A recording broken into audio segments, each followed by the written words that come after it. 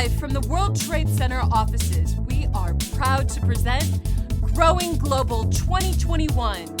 Now, here's your host, Debbie Monterey. Welcome to Growing Global 2021.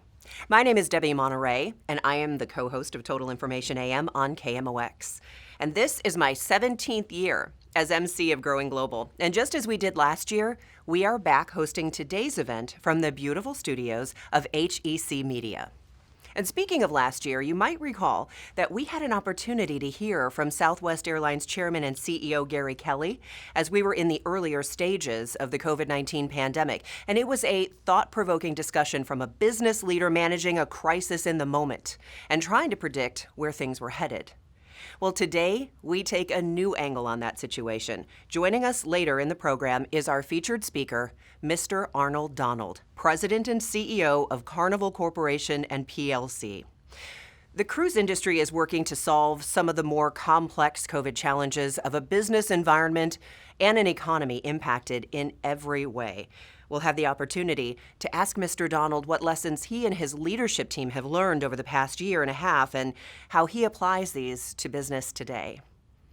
Global leadership during a pandemic is truly unchartered territory for any CEO. With the help of Mr. Donald and a few others, there are lessons you too can apply to your organization or business. Before we jump into the program, the World Trade Center St. Louis wants to say thank you to the many sponsors who made today possible.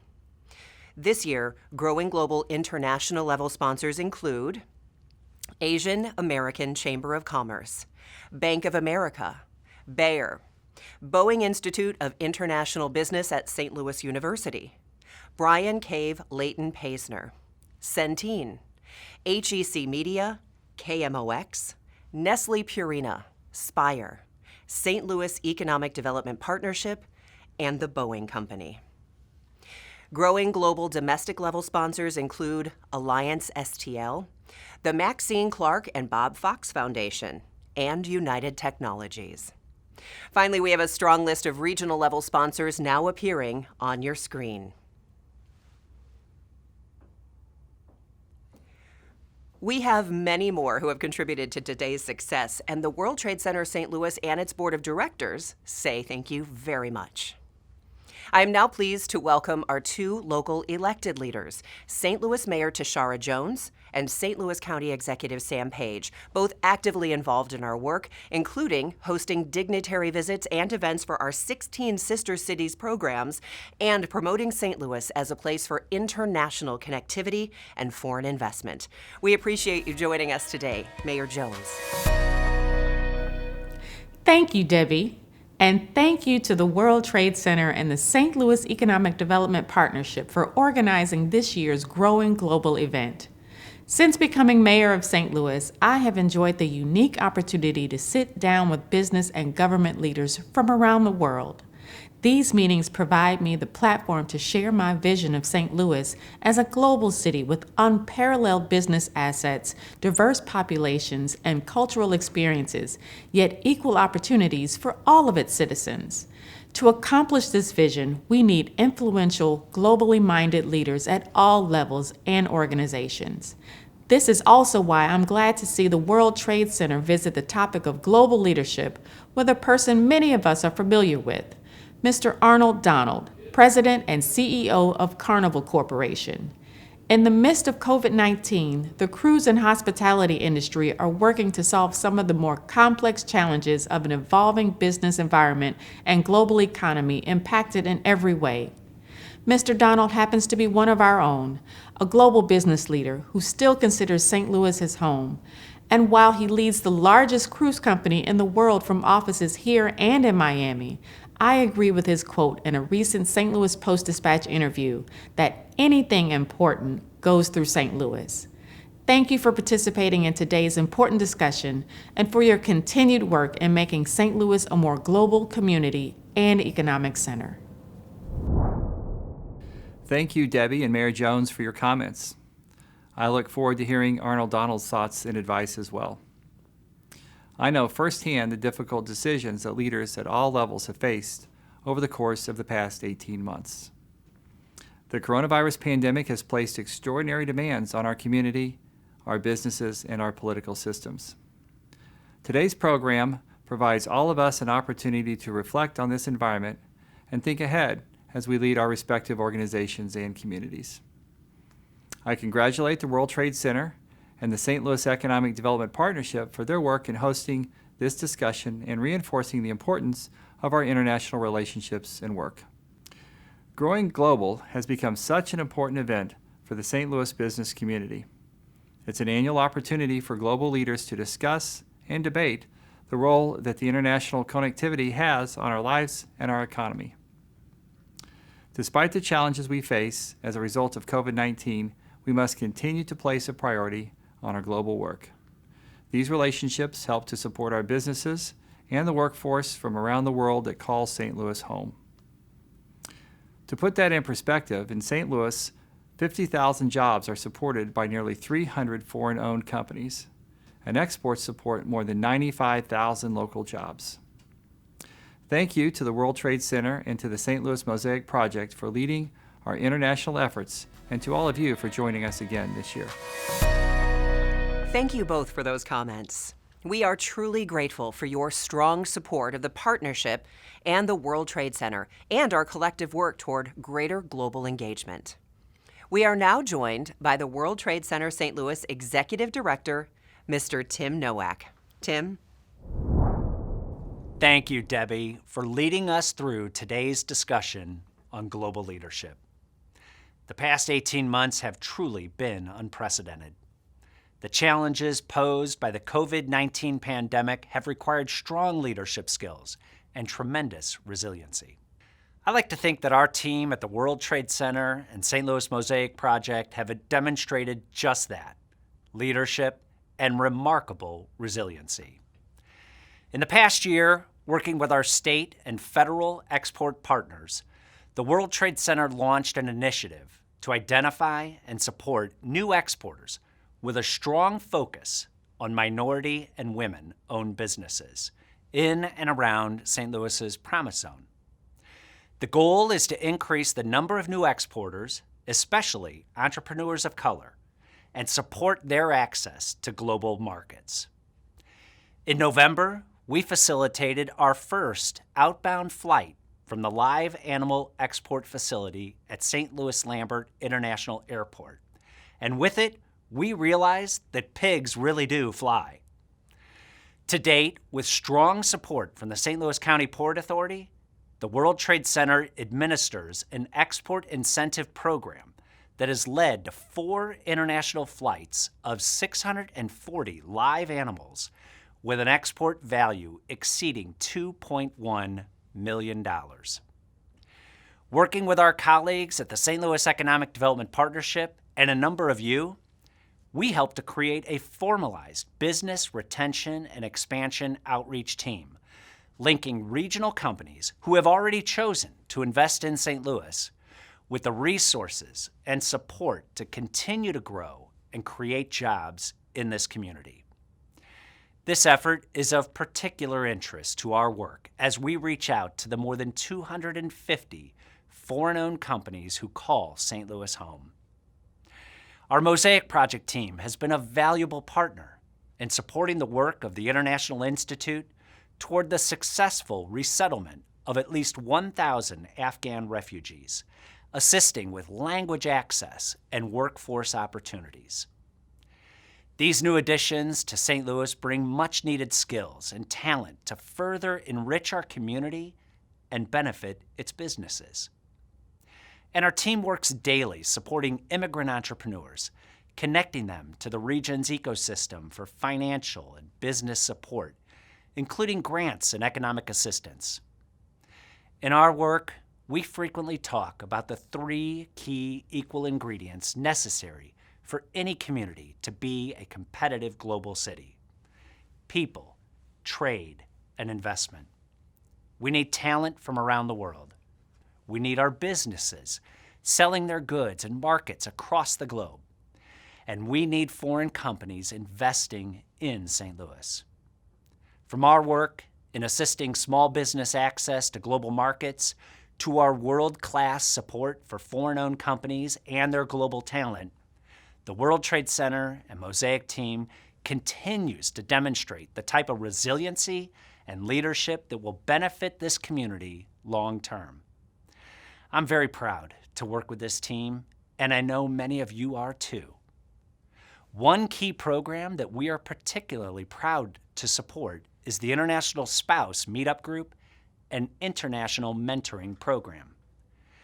Together, these two initiatives connect more than 600 international spouses and provide in-depth mentoring to more than 150 international women, mostly from the region's largest companies and universities.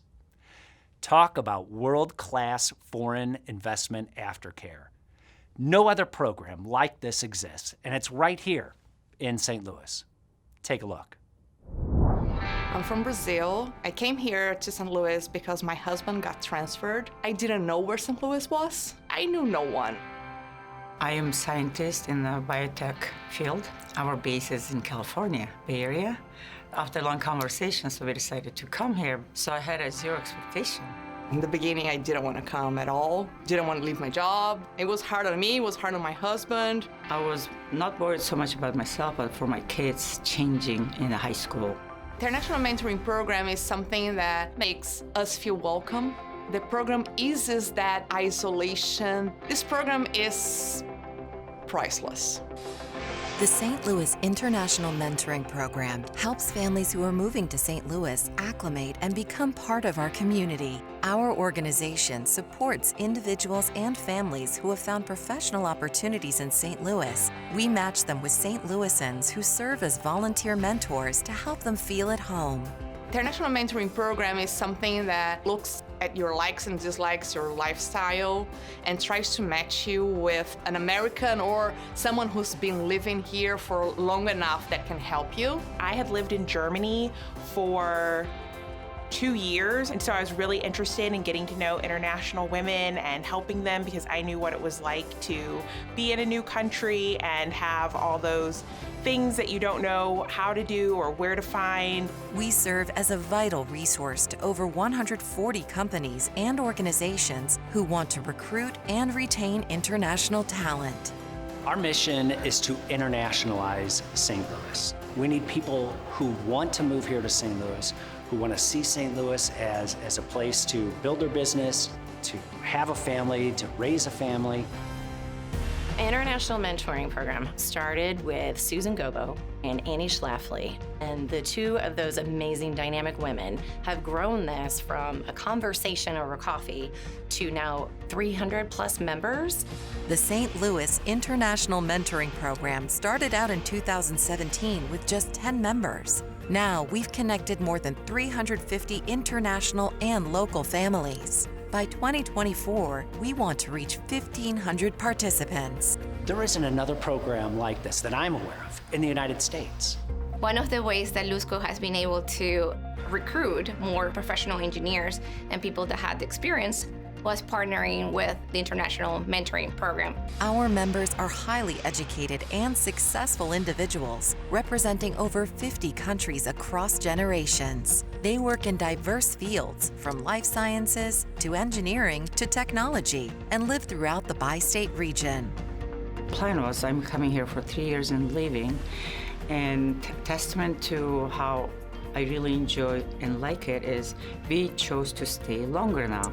During the one-year program, St. Louis mentors and international mentees are paired together. In one-on-one and small group gatherings, they can participate in fun activities like wine and cheese nights, volleyball games, cooking classes, and virtual events. My role as a mentor, initially I thought, was to make those introductions. What I didn't realize is that out of it, I got a really great friendship. The St. Louis International Mentoring Program is a proven solution. We successfully integrate talented foreign-born newcomers into our community. Facilitating intercultural connections is vital for St. Louis economic growth and global competitiveness. And making our city inclusive, diverse, and vibrant is essential to who we are. And I love St. Louis. I'm the mother of 2 young children, 2 boys, 7 and 8. And I couldn't imagine a better place to raise them than here. St. Louis isn't just a community of St. Louisans. It's a rich, international network of people, energy, and ideas. As a city, we are growing in so many ways. We know that by forging close, personal connections, we can make the region an even more vibrant, inclusive, and desirable place to work and live. So he's happy, I'm happy, kids are happy, we're a happy family.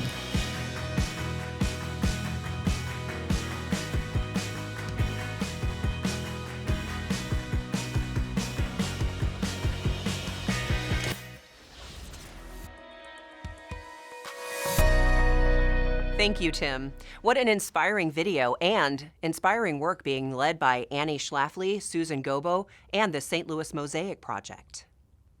It is now my pleasure to introduce the recipient of World Trade Center St. Louis's 2021 Global Ambassador Award.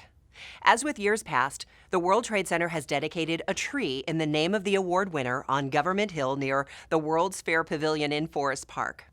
The trees represent the efforts made by each recipient to grow St. Louis's image as a globally connected community. For more than 20 years, Ann Pardalos led the International Trade and Investment Office at the Missouri Department of Economic Development. During this time, Ann's leadership in implementing international engagement strategies has led to remarkable growth in state and local exports and foreign direct investment, creating thousands of new jobs and increased economic activity. As an export partner, the World Trade Center has witnessed firsthand her statewide contributions and respected national leadership. But we also thought it might be appropriate to hear from a few of Ann's bosses over the years to get their perspective on what she has meant to Missouri's international work. Take a look. Hi, I'm Governor Mike Parson, and what a great honor it is today to recognize a good friend of mine and also a fellow state employee, and recognize Ann for her accomplishments she has done for the state of Missouri and for the Office of Economic Development. And Ann, I just want to tell you personally, as the governor of the state of Missouri, I've had the opportunity to work with you for 3 years and seen the excellence you provide in representing the people of this state, the accomplishments you've made on so many overseas trips. And I'm telling you, I'm proud every day that you represent Missourians first class all across the world. Congratulations on your award today. It's an honor and privilege to be your governor of the great state of Missouri. First of all, Ann, congratulations. What a career. All of us that know you, worked with you, traveled with you, and saw your indefatigable effort on behalf of the people of the Show Me State send a hearty congratulations to you in the next phase of your life. As many of you know, I've had the opportunity to travel internationally with Ann, and it is a really interesting endeavor. You feel like you are completely taken care of for the task at hand, and she is always prepared, one step ahead of everybody. I hope she sleeps when she gets back. But more importantly, at a time in which the world seems to be getting so more difficult to deal with, so easy to say, just stay here at home, Ann has continued not only in her work, but in the way she is and the way she talks to people to explain that we're part of a world community, and that means economically. We have to buy and sell things around the world.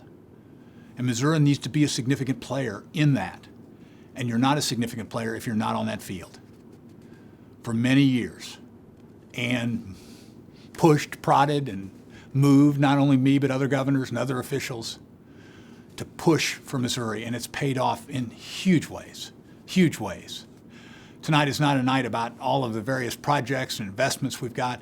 It's about how one woman decided to use her career to support a state right here in the Midwest, to push it forward economically around the world, and how much good came from that Greek woman's intensity of spirit and focus. And Godspeed. And congratulations on the St. Louis World Trade Global Ambassador Award. No one is more deserving of this award than you. I worked with you from 1994 to 2004, both as a state treasurer and later as governor. And you really made our trips remarkable, achievable, and very successful. Our trip to China was monumental. and its impact on establishment of relationships with our state and China. Then the same with Mexico. You know how to pull people together to build an operation to be successful.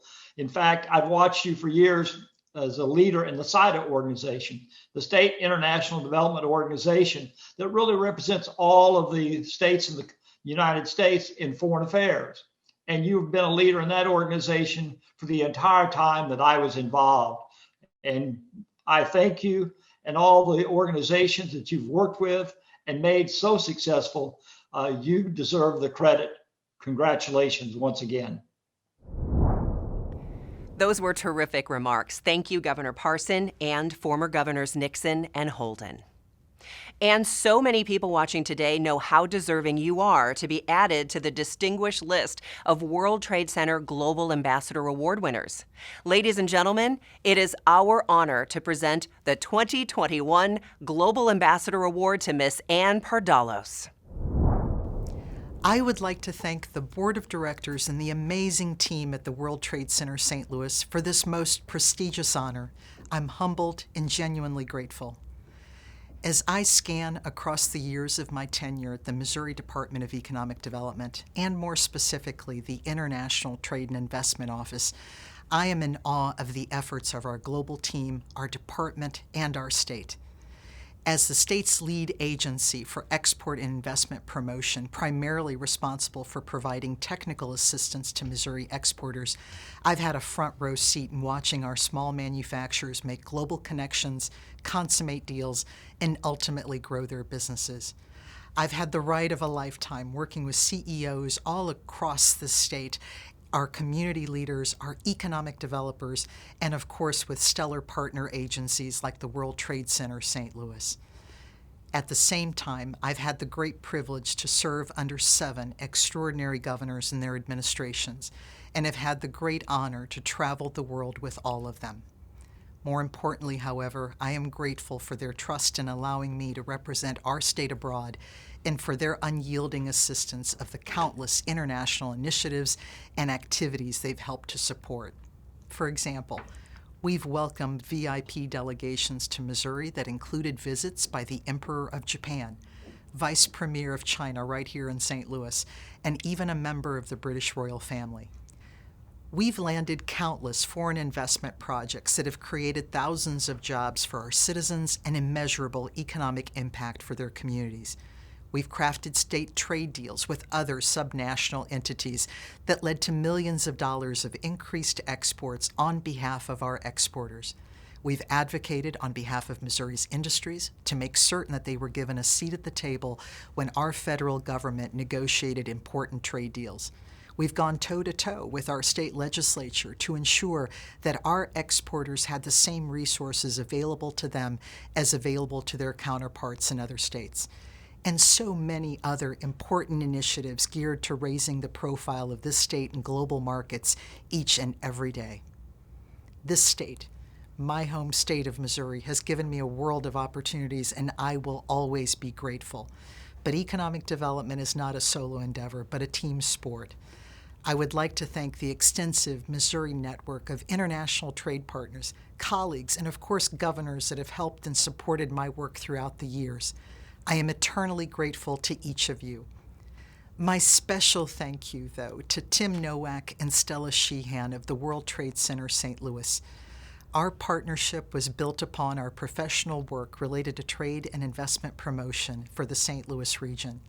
But I'm blessed that it has resulted in a personal friendship. Thank you again for this recognition. Congratulations again, Ann. It is now my pleasure to introduce the CEO and President of the St. Louis Economic Development Partnership, Mr. Rodney Krim. I want to congratulate the World Trade Center St. Louis, the international division of the St. Louis Economic Development Partnership, for these great growing global events.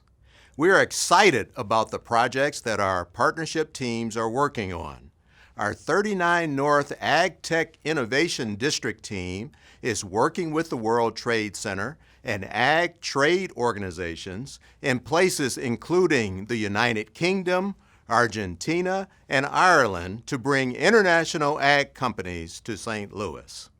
Our World Trade Center and Mosaic teams are working with our federal designated Promise Zone team to identify minority-owned, women-owned, and immigrant-owned businesses to support their access to new global markets. While international trade is critical to large corporations, it is important to remember that this is also a great avenue for smaller, local, Main Street companies who want to scale up and export their goods to a global market. With the impact of COVID-19 on businesses, it has made importing and exporting more complicated, but certainly still a significant part of companies' business plans and growth models. These companies are pivoting and navigating their way through the pandemic. And like those businesses, we also have pivoted. The partnership teams spent considerable time working with small businesses to get funding, technical support, and consulting to help keep business growing through the pandemic when many were unsure if they would actually make it. And we are continuing to work with businesses as we shift to a recovery and growth model. We revamped our Business Retention and Expansion BRE Committee. We facilitate this regional committee that now includes our local and state economic development partners, the utility companies, and others, all focused on keeping and growing businesses in the St. Louis region. At the beginning of the pandemic, all the economic development organizations in the St. Louis region came together to share issues and solutions with each other. This was particularly helpful, and this group continues to meet, resulting in best practices and recovery opportunities for the region. The theme of this growing global event is Lessons in Global Leadership. This is such an important conversation for us to have now. We are so pleased that Arnold Donald, a great friend of St. Louis, is here to share his comments. Thank you, Arnold, and thanks to our World Trade Center team. Thank you so much, Rodney. It is a pleasure right now to welcome our guest speaker here, who is someone who is keenly aware of the way the COVID-19 pandemic has affected business on a global scale. He, of course, is Arnold Donald, who is the president and CEO of Carnival Corporation and PLC. Thank you so much for being with us at Growing Global. Glad to be here with you at Growing Global and looking forward to our conversation. Well, Carnival is certainly a global company, and I have to say, Arnold, that I have thought of you quite a lot over the last 18 months or so, because I don't know if there's any other industry that has been more severely impacted than the travel and hospitality industry, where your business literally was shut down for a number of months. You also are on the World Travel and Tourism Council. You're chairing that. So another huge role for you. So before we talk a little bit specifically about how you dealt with the pandemic as it was unfolding, let's talk a little bit about the present and the future as you see it. So where does your company stand right now, today? Well, first, as you point out, and thanks for thinking of me and thinking of us and thinking of travel and tourism. You know, it's been devastating. The pandemic has been for travel and tourism globally, just absolutely devastating. With people not being able to socialize, clearly they're not able to travel for an extended period of time. We voluntarily paused our operations at the time, over 100 ships that we paused worldwide. We had to get 90,000 crew members home safely at a time when, you know, borders were closed, airlines weren't flying. Even when we got to some places to get them home, the countries wouldn't accept their own people. So we had to keep them safe and take care of them. And eventually we got them all home safely. But right now, the present, we're excited. So the present, we're thrilled. We have over 20 ships sailing around the world, several here in the U.S.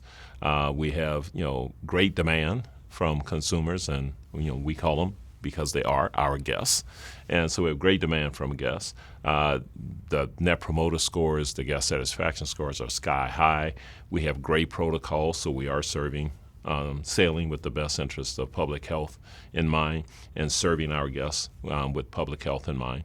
And it's a very thrilling experience to have people back to work, to have guests back on the ships, and to be doing what we love to do, which is give people joyful vacation experiences and lifelong memories. So we have a ways to go. It's going to be choppy. It's going to be somewhat slower than any of us would like, with Delta variants and other things that pop up around the world related to the pandemic.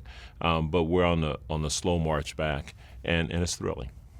It's been, I'm sure, very involved because your company sails to many foreign ports, and as far as the World Travel and Tourism Council, you're dealing with world tourism, so many different rules, regulations, governmental bodies. What is that like, having to deal with that on a daily basis? Well, as you point out, pre-COVID, we sailed to over 700 destinations around the world, most beautiful places in the world, but 700 of them. And so we do have to deal with a lot of government bodies, and it's not just individual countries, but it's all the various entities within a country, even here in the U.S. We have the Center for Disease Control, of course, but we have all the local port authorities, the mayors, the governors, et cetera. And around the world, it's a similar kind of thing, the ministries of health, ministries of transportation, ministries of tourism, and so on. So it is quite a complex to navigate. But it's what we do, and it's what we have done. And as head of World Travel and Tourism Council, that's all of travel and leisure, so hotels, resorts, airlines, et cetera. And there, what we're seeking to do is accomplish four things. First, to make certain that everything is data-driven and science-driven and risk-based, and that there's some harmonization around the world of protocols so that people can travel frictionless. Secondly, to make certain that people are encouraged to be vaccinated, and then that there's some type of easy process. In Europe, there's a digital pass, but some easy process so when people are traveling, they're not overly hassled. They can show they've been vaccinated or that they've taken the proper tests, or they've had COVID and therefore have some immunity, et cetera. But something that's easy for people to execute. And then to make sure that the standards are high and that they're common, so that as an individual, when you travel, you're held to a common standard, but a standard of protocols that reflect the situation. When I say they're common, they're not necessarily always homogeneous, because the spread is different in different communities at different times. And so some places might require social distancing and mask wearing and so on, but we want the standards to be high because we want to make certain that we're doing everything to mitigate the spread of the virus. I think it might have been the end of last year when we were still in the grips of this, and I heard you say on one of the national news shows, you said there is pent-up demand for travel, and people went, oh, I don't know about that. But truly, consumer travel has been leading. Even our airport director here says business travel has not caught up, but clearly people want to get out and see the world and get out of their homes. The wonderful thing about travel, as because I know you travel a good little bit, is that, you travel, it's in our nature. We want to experience new and different things. And it's a wonderful thing because people then discover, what they have in common. So they learn to celebrate the differences rather than to fear them. And so with crews, I have crew from 145 different countries. As I mentioned to you, we go to 700 destinations around the world. And so crew to crew, crew to guests, guests to locals, crew to locals in the destinations. It's a wonderful way to bring the world together so people really learn about each other. And then it just makes the world a better place. But people thrive on travel. They enjoy it. Some love the nature, some love connection with other people. They love just sharing the special moments with their own family and loved ones. So there's always demand for it, but we have to make certain that we make it possible, and that's where WTTC comes in, make it possible for people to be able to travel safely, healthily, but easily. I think St. Louisans, a lot of St. Louisans are used to seeing your face. You've been a part of the St. Louis community for years from your time at Monsanto, and we're also used to seeing you on TV, especially over the last 18 months. You certainly have not shied away from talking about this pandemic and its impact on your business. I think one of the things that has impressed me is, all of us have obviously been impacted by this, and some of us have been a little down about it, some of us more than others, but you have unfailingly been extremely positive every time I've seen you, and even off camera, you're a very positive guy. How do you maintain that, especially when so much was unknown, when your ships were all docked, and honestly, you had no idea when they were going to start sailing again? How do you stay so positive? I think I'm practical, but I am positive. And if you think about it, just think about 18 months ago, we didn't even know what this was. People didn't know the epidemiology of the virus. They didn't know how it was being transmitted. I mean, there was hardly any knowledge about it at all. So just 18 months later, the world has multiple vaccines, advanced treatments in the event you do get the virus, established, well-recognized now protocols to help mitigate the spread of the virus in just 18 months. And it shows the knowledge and the power and what happens when the world pulls together and identifies a problem and tries to address it. And so I've seen that at other times through my education experience and through my life experience, that you see that when challenges come, people organize around them and address them. And I do that in my business as well. And so, yeah, this is a challenging time. But we came into this with a very strong credit rating and a very strong business. The fundamentals of our business have not changed. People want to travel. They love cruising. Carnival, AIDA in Germany, Costa in Italy, these are our brands. Cunard in the UK, P&O in the UK, Princess here in the US, Holland America, Seabourn, all different brands, all catering to different tastes at a given moment in time that someone might have. And people love the product. So all the basics are there. And I know that we just have to weather the storm. And so we did what we needed to do financially. We took care of the people as best as we could under the circumstances, more so than a lot of other people, would have chosen to do, because the people for us are everything. We're a hospitality business. When people take a cruise, what they remember most are the other people. They remember the crew. We have beautiful ships with fabulous features on them, like our Mardi Gras, our newest ship for Carnival, has a roller coaster on top. And it's a blast. I mean, it's a great roller coaster. I've ridden it, and it's fantastic. We have great chefs, from Thomas Keller on Seabourn to Guy Fieri, and we have Shaq's new Big Chicken on the Mardi Gras, for example, Emerald. So we have some of the best chefs in the world. We're the best entertainment in the world, So we have all these wonderful things. So we know we have all that. And so the rest is just a matter of managing the moment, addressing the challenge. And most importantly, we have collectively, I mentioned 90,000 on the ships, but pre-COVID, 150,000 employees who are dedicated, committed, motivated, love what they're doing, and their job is to exceed guest expectations while we honor our highest priority: compliance, environmental protection, and the health, safety, and well-being of everyone.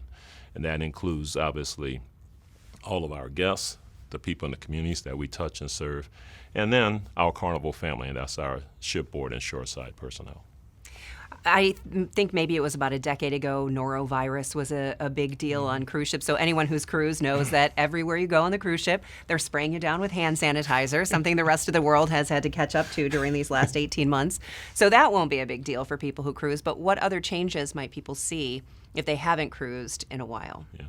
So as you mentioned, we had to deal with norovirus, and people call it a cruise, disease, or whatever, but it's really not. Norovirus, as you know, is everywhere. In fact, it's an estimated 6% of the U.S. population that gets it every year from kindergartens and public libraries and public transportation, et cetera. And on the cruise ships, the incidence is 0.007% is the last statistic someone shared with me. But we report it. No one else reports it. Schools don't report it. Nobody else reports it, but we report it. So it got characterized as a cruise. But we have to deal with all the viruses, 700 places around the world. So we had to deal with Ebola, Zika, SARS, MERS, all of these things. So we are used to dealing with health issues. And so we have medical centers on board. As you mentioned, we have lots of sanitation, whether it's individual sanitizing stations and hand washing and the stuff that everybody's doing now, but also deep cleaning on the ships constantly and so on. So we had good protocols in place. But this virus obviously is unique. It shut the world down. None of those other viruses shut the entire world down. So we had to understand this one, and now we do. So protocols that we have in place right now, first of all, I encourage everyone to be vaccinated. And I know people have reservations and so on, but the reality is It's the best way to protect yourself and to protect your loved ones. And if you're in any kind of work environment or school environment, whatever, it's the best way to protect your colleagues. Get vaccinated, okay? It will protect you, and as best as you can be protected. And so I would encourage that. So we encourage people to be vaccinated on the cruises. The second thing, of course, is we do testing. We have testing available on the ships, but generally right now, here in the U.S., and it varies from place to place depending on the situation in the country and how high of level the case levels are, et cetera. But right now we are requiring testing prior to boarding, even if you're vaccinated. And then on board, if you show any symptoms at all, obviously we can test on board with both PCR and antigen testing as necessary. So with a combination of testing, and then in really congregation areas, we may do a little social distancing, but definitely mask wearing. We recommend that if you're in enclosed areas. But if you're vaccinated and you've tested negative and so on, and you're in outdoor spaces and stuff, then you might choose to wear a mask, but we're not going to force you to do that. But in indoor spaces, we will. But if you're eating and dining, you can dine without a mask as well if you follow the other criteria. So those are some of the examples, but it varies. I have 9 brands. We're in a number of different countries. We have to be in compliance. So whatever the country that we're in, whatever those rules are, we have to follow them, and we will, and we do. And so so there's a lot of variation on that, but those are kind of the core themes. It has been a struggle for a lot of companies trying to keep up with different rules and regulations and perhaps vaccine mandates.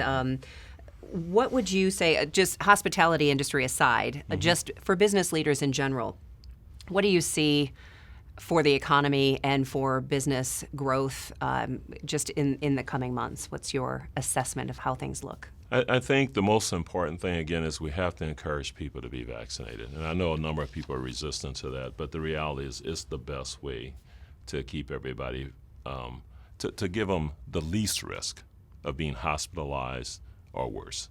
So even vaccinated, you may get the virus, but if you're vaccinated, and as the data will show, it's highly unlikely. In most cases, you'll be asymptomatic or have very minor symptoms, but it's highly unlikely you'll be hospitalized or worse, and that's the most important thing. So if we can get to that stage, like with the flu or a cold, that yeah, you may get a little sick, but you can move on with your life, and we don't have to shut everything down around you, then we can get the economy rolling again. Now, I know the economy appears to have done well, and to some degree during this period of time, and people talk about labor shortages, et cetera, but the stimulus money, is going to run out eventually, and people are going to have to get back to work and find a way to make a living, and countries can't just keep printing money because that'll implode, as we both know. And so it's really important that we deal with this health thing in the right way, so that then people psychologically can move about their business and return to work, and we can return to all the things we love to do. So we have seen a lot of fighting on the governmental side, whether it's local, county, state, governmental bodies doing different things and kind of making the landscape a little confusing for people. Has it been like that on a global level? Or has this perhaps maybe, as far as you are dealing with people from around the world, has it brought people closer together of trying to figure out how to fix this? I think it's a yin and a yang. There's no question that some of the controversy and some of the positioning that you see that frustrates us all, that's happened globally. It's not just in the U.S.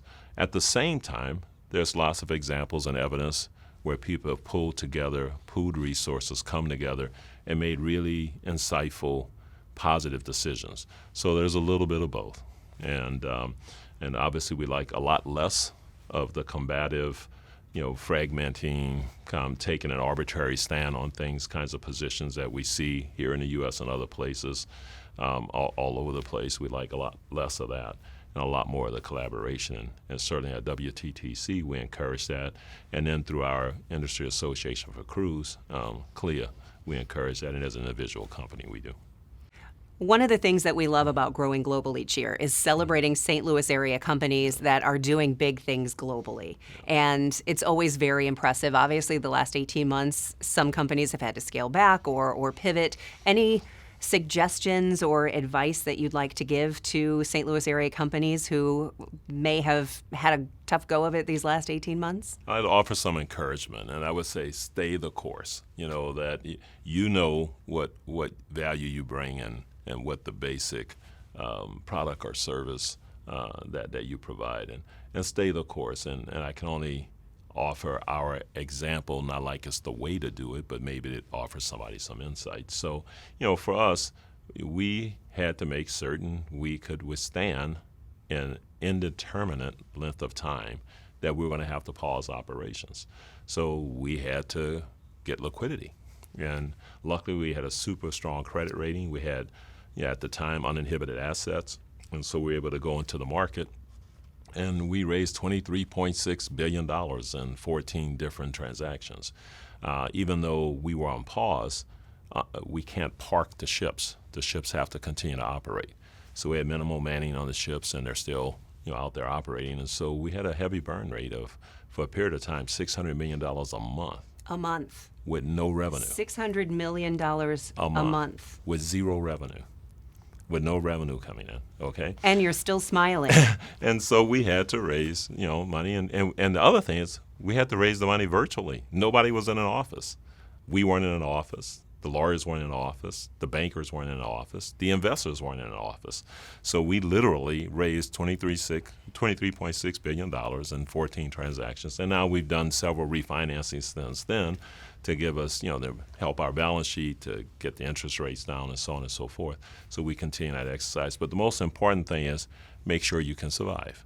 So we made sure we did it, and then we aggressively managed cash internally. Yes, we had a burn rate of $600 million. We got that down to $500 million through a lot of effort. But to get it down to $600 million was a lot of effort required and a lot of discipline on a lot of people's part, and our people were just fantastic. So, weather the storm, prepare yourself to weather the storm. And then the next thing is prepare to come back strong. So during this time, don't waste the crisis. So we looked at every process we had. We continue to do that. And to say, how can we come back stronger as an operating company than we went into this with? So how can we make certain we're poised to take advantage of when things come back, and that we do it in a more powerful way than we were doing it even before this happened.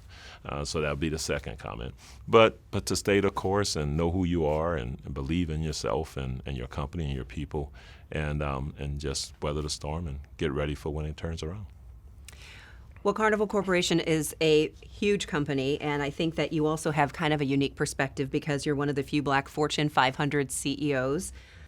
Has that contributed at all to your attitude, your mission moving forward? And what would you say to some of our other folks watching today who would like to see more diversity in the boardroom or the CEO status?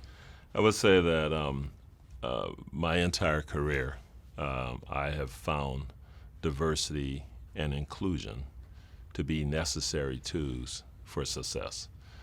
During my career, I've helped transform 3 industries, not just 3 companies, but 3 industries. And each time, a catalytic aspect of it was bringing together very diverse people in an inclusive way. And so this is more fact than philosophy. The reality is, in a capitalistic society like ours, communities thrive when businesses thrive. Look at any community. If they had major businesses and they went under, it impacted the community. Education, parks, recreation, arts, everything. It impacts the community. And so communities thrive when businesses thrive. Businesses thrive over time through innovation. If you don't innovate, you become obsolete. You get acquired, you disappear, or whatever. So you have to innovate. Innovation, by definition, is thinking outside the box. It's diversity of thinking. You're far more likely to have diversity of thinking in a sustained way if you have people who are diverse and you're including those diverse points of view. So if you want to create something out of the box, you need people going to think out of the box. And having diverse people doesn't guarantee it, but it increases the probability. So it's an actual mandate for the long-term success of the company and for the communities to, have diversity and make certain that diversity is valued in a way where the thoughts and points of view are inclusive. So I've done that. I did it when I was here at Monsanto Company in the agricultural business when we launched the biotech products. I did it before that in lawn and garden, also at Monsanto when we transformed the lawn and garden industry. And I've done it now in the cruise industry as we've gone about, and I'm very proud of our track record so far, but we got a lot of work to do still on diversity. But we have, our board is very diverse, our leadership team is diverse. We're working to get diversity at all levels on the ships. It's a traditional maritime environment. That's easier said than done. On the other hand, we have a natural resource. I mentioned our crew are from 145 different countries. So we have a lot of diversity naturally, but we have to learn to be inclusive with that diversity. So I think it's really important. Whether they all aspire to be a CEO or not, that's not the point. The point is to have, diversity of thinking and inclusion throughout your organization at all levels and all aspects of it. And if you do that, you're more likely to have sustained success. Well, we love that you still consider yourself to be a St. Louisan and that you still come back to St. Louis. Absolutely. Of course, you're a Washington University graduate, and I know you've probably seen a lot of the wonderful things that are happening in St. Louis and the business community and the growth in different sectors. Obviously, we still have a lot of work to do too, but what's your current assessment of the business climate and our potential growth, and what would you like to see St. Louis doing for the future? Well, St. Louis, like a lot of cities, has gone through a lot of change. At one point, it was almost, corporate headquarters USA. We had so many different Fortune 500 companies headquartered here, and those times have gone by. But new companies have arisen, like Worldwide Technology, led by David Stewart, or Centene, led by Michael Neidorff. And those are examples of new companies that have emerged from Express Scripts, which is now part of something else. But the bottom line is Bayer has now bought Monsanto, et cetera. So I think things always change, but the most important thing in the business community is to help the local people have the opportunity. So social equity. And to make certain that people have the opportunity for education, the opportunity for capital to invest, to build, and to develop things. And then to be an attractive place for people to want to come to. And so arch grants and those types of things that we have here in St. Louis, the Donald Danforth Plant Science Center. We have a number of things that cause other people to say, whoa, this is going on in St. Louis, I need to be there. And the more we do that, through our great educational institutions, Washington University is certainly one of them. I'm on the board there, but we have several other great ones here, and even some of the non-traditional type of educational opportunities that are here in St. Louis. So St. Louis has a lot to offer, great still, cost of living and a great environment. It has a tremendous amount to offer, but we have to stay focused on providing opportunity for everyone, and then making certain we're making it easy for people to come here and experience the great things we have to offer. Well, you are a very well-rounded person, and I would be remiss in not bringing up that the last time that we saw each other in person was when I was emceeing Dancing with the St. Louis Stars for Independence Center, and you won. So I don't know how many people know that you're also a great dancer. But does that help at all? Because you're light on your feet, you can pivot and dance your way through bad times. I'm not a great dancer. I love to dance, but my professional partner, she was outstanding and she made me look really good. But the bottom line is it was a lot of fun, and I definitely encourage people to support the Independence Center. It's a great cause.